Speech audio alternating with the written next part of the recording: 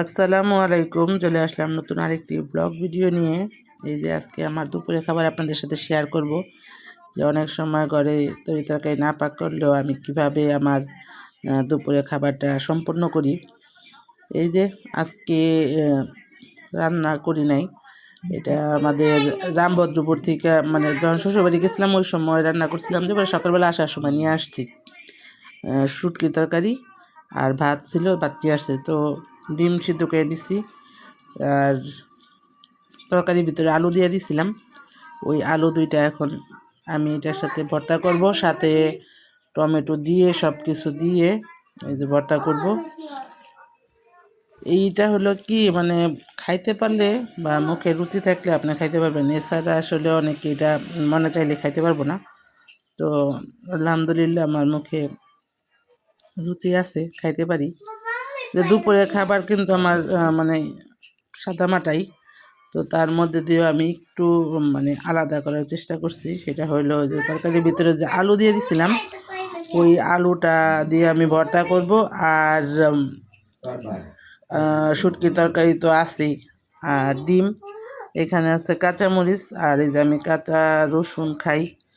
কাঁচা রসুনটা সবাই চেষ্টা করবেন, যদি খালি পেটে না খেতে পারেন, তাদের লিভারের চর্বি বা ফ্যাটি বা বিভিন্ন ওই যে গ্যাসের সমস্যা, প্রেশার, ডায়াবেটিস সব কিছুর জন্য কিন্তু এই কাঁচা রসুনটা কিন্তু অনেক ভালো।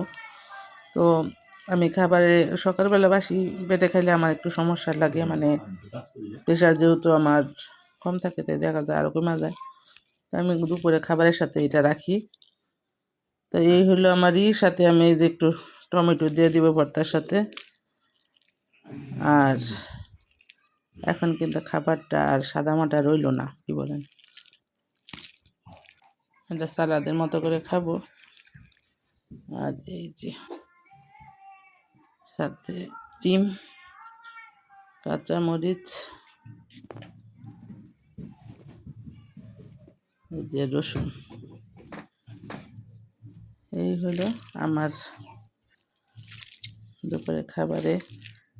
তরকারি না থাকলে আমি তৈরি করে ফেললাম আমার পছন্দের একটি ভর্তার রেসিপি। তো আমি ঘরে যদি কোনো কিছু নাও থাকে তারপরও এই মাখাটা দিয়ে আমি ভাত খেয়ে ফেলতে পারি। এটা হলো আলু না দিলেও শুধু টমেটো পেঁয়াজ কাঁচামরিচ দিলেও কিন্তু এটা একটা মজা হয়। আর এই যে আমি এখন ভাত নিব। এই তো আমার মতো কারা কারা এইভাবে তরকারি না থাকলেও ঘরে বুদ্ধি করে নিজের পছন্দের অনুযায়ী খাবার তৈরি করেন, জানাবেন। আজকের ভিডিওটা এই পর্যন্তই। আল্লাহ হাফেজ।